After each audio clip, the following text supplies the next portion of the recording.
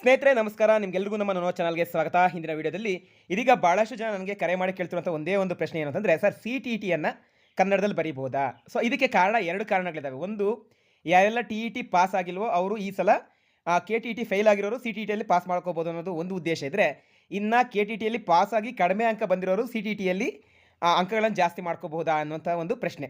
ನೋಡಿ, ನನ್ನ ಒಂದು ಸ್ವಂತ ಅನುಭವದಿಂದ CTET ಬಗ್ಗೆ ಹೇಗಿರುತ್ತೆ, ಯಾವ ರೀತಿಯಾಗಿ ಪರೀಕ್ಷೆ ಬರೀಬೋದು, ಪ್ರಶ್ನೆ ಪತ್ರಿಕೆ ಸ್ವರೂಪ ಹೇಗಿರುತ್ತೆ ಎಂಬುದ್ರ ಬಗ್ಗೆ ಸಂಪೂರ್ಣವಾಗಿ ನಾನು ಇದರಲ್ಲಿ ಹೇಳ್ತಾ ಹೋಗ್ತೀನಿ. KTET ಮತ್ತು CTET ಒಂದೇ ಥರ ಇರುತ್ತಾ, ಯಾವ ರೀತಿ ಕ್ಲಿಷ್ಟಕರತೆ ಇರುತ್ತೆ, ಸೊ ಯಾವ ಮಟ್ಟದಲ್ಲಿ ಈ ಒಂದು ಪ್ರಶ್ನೆ ಪತ್ರಿಕೆ ಲೆವೆಲ್ ಹೇಗಿರುತ್ತೆ ಅನ್ನೋದ್ರ ಬಗ್ಗೆ ಎಲ್ಲದರ ಬಗ್ಗೆ ನಾನು ಈ ಒಂದು ವಿಡಿಯೋದಲ್ಲಿ ತಿಳಿಸ್ಕೊಡ್ತಾ ಹೋಗ್ತೇನೆ. ಅದಕ್ಕಿಂತ ಮುಂಚಿತವಾಗಿ ಸ್ಪರ್ಧಾ ಮಿತ್ರರು, ನೀವು ಇದೇ ಮೊದಲ ಬಾರಿಗೆ ನಮ್ಮ ಚಾನಲ್ಗೆ ಭೇಟಿ ಕೊಡ್ತಿದ್ರೆ ದಯವಿಟ್ಟು ನಮ್ಮ ಚಾನಲ್ನ ಸಬ್ಸ್ಕ್ರೈಬ್ ಮಾಡ್ಕೊಳ್ಳಿ, ಹಾಗೆ ಪಕ್ಕದಲ್ಲಿರುವಂಥ ಬೆಲ್ ಐಕಾನ್ ಕ್ಲಿಕ್ ಮಾಡ್ಕೊಳ್ಳಿ. ನಾವು ಮಾಡುವಂಥ ಎಲ್ಲ ತರಗತಿಗಳ ನೋಟಿಫಿಕೇಶನ್ ನಿಮಗೆ ಮೊದಲೇ ಸಿಗುತ್ತೆ ಅಂತ ಹೇಳ್ತಾ, ಇವತ್ತಿನ ಈ ಒಂದು ವಿಡಿಯೋದಲ್ಲಿ ಫಸ್ಟ್ ನಾನು CTET ಪರೀಕ್ಷೆಯನ್ನು ಕನ್ನಡದಲ್ಲಿ ಬರೀಬಹುದು ಅನ್ನುವಂಥದ್ದು. ನೋಡಿ, ಕನ್ನಡದಲ್ಲಿ ಪರೀಕ್ಷೆ ಬರೆಯೋದಕ್ಕೆ ಅವಕಾಶ ಇರೋದಿಲ್ಲ. ಸರಿಯಾಗಿ ಗಮನ ಇಟ್ಟು ಕೇಳಿಸ್ಕೊಳ್ಳಿ. ಏನಕ್ಕೆ ಅಂತಂದರೆ, ಭಾಳಷ್ಟು ಜನ ತಮ್ನೈಲ್ಸಲ್ಲಿ ಆಗ್ತಿದ್ದಾರೆ, ಸರ್ ಕನ್ನಡದಲ್ಲೇ ಪರೀಕ್ಷೆ ಬರೀಬಹುದು, ಅದೇ ಒಂದು ಉದ್ದೇಶವನ್ನು ಇಟ್ಕೊಂಡು ನೀವು ಭಾಳಷ್ಟು ಜನ ಆಲ್ರೆಡಿ ಅಪ್ಲಿಕೇಶನ್ ಸಹ ಆಗಿಬಿಟ್ಟಿದ್ದೀರಾ.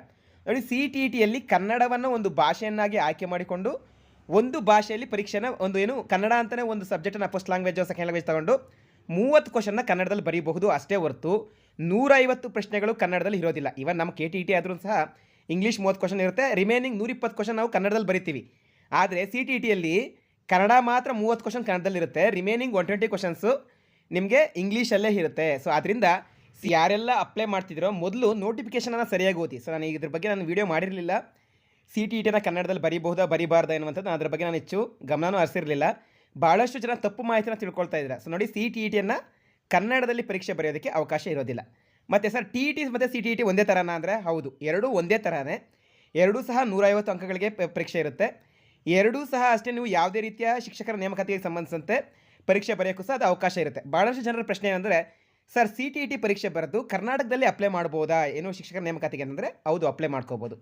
CTET ಅಂತಂದರೆ ಸೆಂಟ್ರಲ್ TET ಅಂತ. ಸೊ ನೀವು ಒಮ್ಮೆ ಸೆಂಟ್ರಲ್ TET ಪಾಸ್ ಆದರೆ ನಮ್ಮ ಇಡೀ ಭಾರತದಲ್ಲಿ ಎಲ್ಲೇ ಟೀಚರ್ ಪೋಸ್ಟ್ ಕಾಲ್ಪರ್ ಆದ್ರೂ ನೀವು ಪ್ರತಿಯೊಂದಕ್ಕೂ ಅಪ್ಲೈ ಮಾಡ್ಕೋಬೋದು.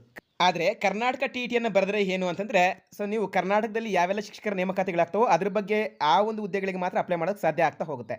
ಜೊತೆಗೆ ಒಂದು ಯೂಸ್ಫುಲ್ ಏನು ಅಂತಂದರೆ, ಕರ್ನಾಟಕ TET ಪಾಸ್ ಮಾಡಿಕೊಂಡ್ರೆ ಅದು ಬರೀ ಕನ್ನಡದಲ್ಲಿರುತ್ತೆ, TET ಬೇಗ ಪಾಸ್ ಮಾಡ್ಕೋಬೋದು. ಬಟ್ CTETಯಲ್ಲಿ ಆ ಒಂದು ಸ್ಟ್ಯಾಂಡರ್ಡ್ ಕ್ವಶನ್ ಪೇಪರ್ ಸ್ಟ್ಯಾಂಡರ್ಡೇ ತುಂಬ ಹೈ ಲೆವೆಲಲ್ಲಿ ಇರುತ್ತೆ. ಇವನ್ ನೀವು ಪೇಪರ್ 1 ಬರೀತಿದ್ದೀರಾ ಅಂತಂದರೆ ಪೇಪರ್ 2 ಲೆವೆಲ್ಗೆ ಸ್ಟ್ಯಾಂಡರ್ಡ್ನೆಸ್ ಇರುತ್ತೆ, ಆ ಲೆವೆಲ್ಗೆ ಪ್ರಶ್ನೆಗಳನ್ನು ತೆಗಿತಾ ಹೋಗ್ತಾರೆ. ಅಂತಂದರೆ ಏನಕ್ಕೆ ಅಂದರೆ, ಇದು ಇಡೀ ಸೆಂಟ್ರಲ್ ಪೂರ್ತಿ ಬರೆಯೋದ್ರಿಂದ ಸೊ ಆ ಪ್ರಶ್ನೆಗಳೆಲ್ಲ ಹೆಚ್ಚಾಗಿ ನಿಮಗೆ ಈಗ ಪೇಪರ್ 1ಕ್ಕೆ ನಿಮಗೆ ಅಪ್ ಟು ಸಿಲೆಬಸ್ಸು 10ನೇ ತರಗತಿವರೆಗೂ ಸಿಲೆಬಸ್ ಇರುತ್ತೆ. ಅಂತಂದರೆ ಸೊ ನೀವು ಎಲ್ಲ ಮಾಹಿತಿ ಪೇಪರ್ 2ಗೆ ಏನು ಓದಿರ್ತೀರೋ ಪೇಪರ್ 1ಗೆ ಅಷ್ಟು ನೀವು ಓದಬೇಕಾಗಿರುತ್ತೆ. TET ಮತ್ತು CTETಯಲ್ಲಿ ಪ್ರಶ್ನೆ ಪತ್ರಿಕೆಯ ಸ್ವರೂಪದಲ್ಲಿ ಕ್ವಾಲಿಟಿಯಲ್ಲಿ ತುಂಬ ಹೆಚ್ಚಾಗಿ CTET ಇರುತ್ತೆ. ಸೊ ಅಷ್ಟು ಕ್ವಾಲಿಟಿ ಇರುತ್ತೆ, ಅಷ್ಟು ಟಫ್ನೆಸ್ ಇರುತ್ತೆ ಅಂತಂದರೆ ಅಷ್ಟೇ ಉಪಯೋಗಗಳು ಅದರಿಂದ ಇದೆ. ನಾನು ಈಗಾಗಲೇ ಹೇಳಿದಂತೆ ಕೇಂದ್ರದಲ್ಲಿ ಬರುವಂಥ ಎಲ್ಲ ಪರೀಕ್ಷೆಗಳಿಗೂ CTET ಎಲಿಜಿಬಲ್ ಇರುತ್ತೆ, ಆದರೆ KTET ಎಲಿಜಿಬಲ್ ಇರೋದಿಲ್ಲ. KTET ಅಂಡರ್ ಕರ್ನಾಟಕ ಗೌರ್ಮೆಂಟ್ ಬರುವಂಥ ಎಕ್ಸಾಮ್ಸ್ಗೆ ಮಾತ್ರ ಇರುತ್ತೆ ಅಷ್ಟೇ. ಸೊ ಈಗ ಯಾರೆಲ್ಲ CTETಗೆ ಅಪ್ಲೈ ಮಾಡಿದ್ರೋ, ಇನ್ನು ಯಾರೆಲ್ಲ CTETಗೆ ಅಪ್ಲೈ ಮಾಡಿಲ್ವೋ, ಕೊನೆಯ ದಿನಾಂಕ ಹತ್ರ ಬರ್ತಾ ಇದೆ, ದಯವಿಟ್ಟು CTETಗೆ ಅಪ್ಲೈನ ಮಾಡಿ. ಏನಕ್ಕೆ ಅಂತಂದರೆ, ನಿಮಗೆ ಎರಡರಲ್ಲೂ ಇರುವಂಥ ವ್ಯತ್ಯಾಸ ಗೊತ್ತಾಗುತ್ತೆ, ಮತ್ತು ಪ್ರಶ್ನೆ ಪತ್ರಿಕೆಯ ಸ್ವರೂಪ ಹೇಗಿರುತ್ತೆ ಅಂತ ಗೊತ್ತಾಗುತ್ತೆ, ಯಾವ ಲೆವೆಲ್ಗೆ ಪ್ರಶ್ನೆಗಳು ಬರ್ತಾ ಹೋಗಬಹುದು, ಈ ಕಾಂಪಿಟೇಷನ್ ಯುಗದಲ್ಲಿ ಎಷ್ಟು ಕಾಂಪಿಟೇಷನ್ ಇದೆ ಅನ್ನುವಂಥದ್ದು ನಿಮಗೆ ಆ CTET ಅನ್ನುವಂಥದ್ದು ಕೊಡ್ತಾ ಹೋಗುತ್ತೆ. ಜೊತೆಗೆ ಯಾರೆಲ್ಲ KTET ಪಾಸ್ ಆಗಿಲ್ವೋ ಅವ್ರಿಗೆ ಇದೊಂದು ಸುವರ್ಣ ಅವಕಾಶ CTETಯನ್ನು ಬರೆದು ಪಾಸ್ ಮಾಡ್ಕೊಳ್ಳೋದಕ್ಕೆ. ಏನಕ್ಕೆ ಅಂತಂದರೆ, ನೇಮಕಾತಿಗಳು ಇನ್ನಷ್ಟು ತಡ ಆಗೋ ಚಾನ್ಸಸ್ ಇರೋದ್ರಿಂದ ಈ CTET ಬರ್ಕೊಂಡು ಬೇಕಾದ್ರೆ ನೀವು ಪಾಸ್ ಆದರೆ ಕರ್ನಾಟಕ ಶಿಕ್ಷಕರ ನೇಮಕಾತಿಗಳಿಗೆ ನೀವು ಸಹ ಅರ್ಹತೆಯನ್ನು ಪಡ್ಕೊಳ್ತಾ ಹೋಗ್ಬೋದು ಅಂತ ಹೇಳ್ತಾ, ಸ್ನೇಹಿತರೆ, ಇದಾಗಿತ್ತು ಇಂದಿನ ಮಾಹಿತಿ. ಈ ಮಾಹಿತಿ ನಿಮಗೆ ಉಪಯುಕ್ತ ಆಗಿದೆ ಅಂತ ತಿಳ್ಕೊಳ್ತೀನಿ.